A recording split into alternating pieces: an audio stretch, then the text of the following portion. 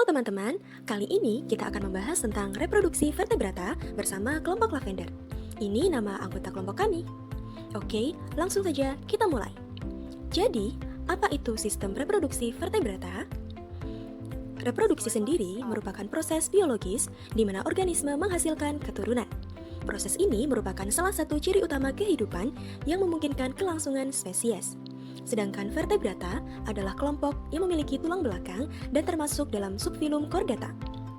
Vertebrata sendiri terbagi menjadi 5 kelas utama, yaitu ikan, amfibi, reptil, burung, dan mamalia, di mana kita, manusia, juga termasuk vertebrata. Reproduksi vertebrata terbagi menjadi 2 macam, yaitu reproduksi aseksual dan reproduksi seksual. Reproduksi aseksual terjadi saat organisme menghasilkan keturunan tanpa keterlibatan gamet, biasanya menghasilkan keturunan yang identik secara genetik dengan induknya atau yang disebut dengan klon. Reproduksi aseksual pada vertebrata terbagi menjadi beberapa macam.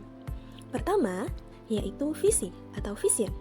Fisi adalah pemisahan organisme induk menjadi 2 individu baru yang berukuran hampir sama. Proses ini sering ditemukan pada invertebrata seperti protozoa dan beberapa jenis cacing pipih. Contoh proses fisi seperti ini. Contoh spesifik fisi yaitu pada beberapa spesies amuba, di mana satu sel mampu terbelah menjadi 2 bagian yang identik secara genetik. Kedua, yaitu pertunasan atau budding. Pertunasan melibatkan pertumbuhan individu baru sebagai tunas dari tubuh induk. Tunas ini kemudian dapat melepaskan diri dan menjadi individu independen atau tetap menempel pada induk, membentuk koloni. Contohnya terdapat pada hidra dan koral tertentu. Pada koral batu misalnya, koloni besar terbentuk melalui tunas individu yang saling terhubung. Koloni ini dapat tumbuh hingga mencapai diameter lebih dari 1 meter, menciptakan ekosistem kompleks yang ada di bawah laut. Ketiga, yaitu fragmentasi dan regenerasi. Fragmentasi adalah pematahan tubuh induk menjadi beberapa bagian yang diikuti oleh regenerasi, yaitu pertumbuhan kembali bagian yang hilang. Jika setiap fragmen berkembang menjadi individu baru, maka proses ini menghasilkan reproduksi. Contohnya terdapat pada bintang laut genus Lynchia, di mana lengan yang terputus dapat tumbuh menjadi bintang laut utuh. Selain itu, beberapa sponge, cacing berbulu kecur, dan tunicata juga menggunakan fragmentasi untuk berkembang biak. Keempat, yaitu parthenogenesis. Parthenogenesis adalah reproduksi di mana sel telur berkembang menjadi individu baru tanpa melalui fertilisasi atau pembuahan. Parthenogenesis dapat terjadi pada lebah madu. Mulanya, ratu lebah menghasilkan gamet berupa sel telur. Saat sel telur berkembang melalui proses parthenogenesis, maka akan menghasilkan lebah pekerja yang memiliki bentuk fisik mirip dengan induknya. Namun, apabila proses lain terjadi yang bermula dari ratu lebah yang menghasilkan sel telur, kemudian terdapat pejantan yang menghasilkan sel sperma, kemudian sel telur akan menyatu dengan sel sperma, dan terjadilah proses fertilisasi atau pembuahan. Proses inilah yang akan menghasilkan ratu lebah atau pejantan. Dari sini, kita bisa menyimpulkan bahwa adanya proses reproduksi berupa parthenogenesis memiliki fungsi utama yaitu memperbanyak keturunan dalam waktu yang singkat. Fenomena parthenogenesis dapat kita temukan pada vertebrata seperti komodo dan hiu martil, di mana selanjutnya kita akan bahas tentang reproduksi seksual.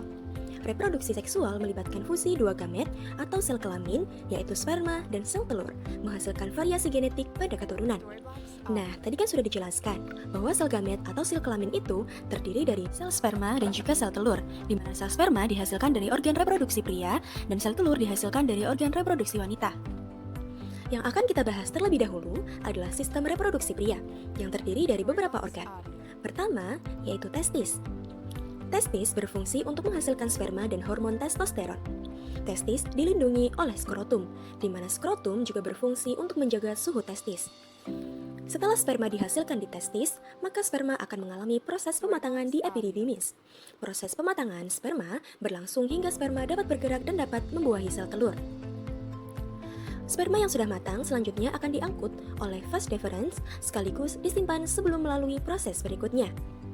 Di sisi lain, vesicula seminalis menghasilkan cairan kental kaya fruktosa dan prostaglandin.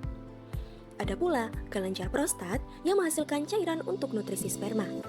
Jar kelenjar tersebut akan bercampur dengan sperma, kemudian sampai pada uretra, di mana sperma akan dikeluarkan saat proses ejakulasi. Organ terakhir yaitu penis. Penis sebagai organ reproduksi terluar berfungsi untuk menghantarkan sperma menuju organ reproduksi. Nah, berikutnya kita akan membahas tentang organ reproduksi wanita. Reproduksi wanita dimulai dari ovarium. Disinilah ovum atau sel telur dihasilkan melalui proses ovulasi. Selanjutnya, sel telur akan berjalan menuju tuba falopi dan akan bertemu dengan sel sperma, sehingga terjadilah proses pembuahan atau fertilisasi. Setelah fertilisasi terjadi, maka akan terbentuk zigot yang berkembang menjadi embrio, dan embrio akan tumbuh menjadi janin. Nah, janin inilah yang akan berkembang dan menempel dalam uterus atau rahim. Selanjutnya, terdapat serviks yang berfungsi untuk menghubungkan antara uterus atau rahim dengan vagina. Berikutnya, ada vagina sebagai organ reproduksi terluar yang berfungsi sebagai saluran kelahiran dan tempat awal masuknya sperma selama proses pembuahan. Nah, pembahasan kita terkait reproduksi vertebrata selesai sampai di sini. Gimana? Seru bukan? Sekian, terima kasih, dan sampai jumpa lagi.